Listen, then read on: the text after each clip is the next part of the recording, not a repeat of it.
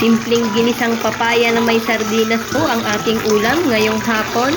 Kaya samahan niyo po ako kung paano ko po ito lulutuin. Tara, simula na tayo. Mag-start na tayo. Maglagay tayo ng langis. Kapag mainit ng ating langis, ilagay natin ang ating sibuyas.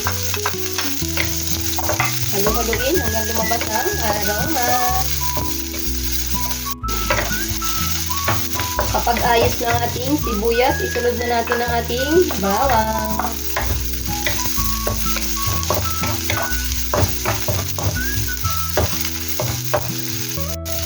Kapag okay na sila pareho, ilagay na natin ang ating sardinas. Durugin natin ng konti.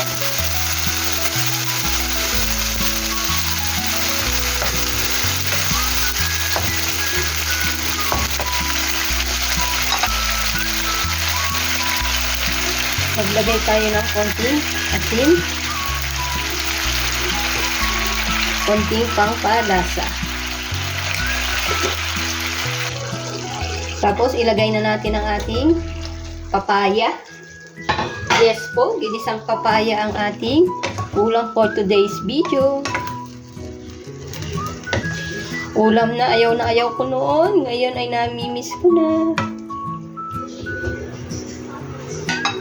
Lagyan natin ng kaunting tubig. Yung pantay lang.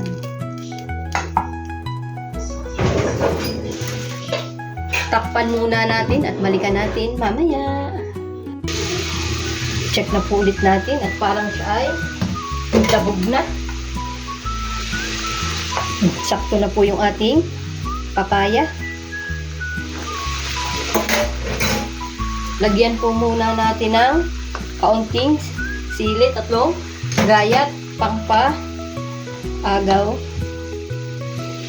anghang. Ayan, meron na po tayong masarap na ginisang papaya na may sardinas. Magandang hapon po and thank you po sa panonood. Salamat! Bye-bye! Bukas po ulit!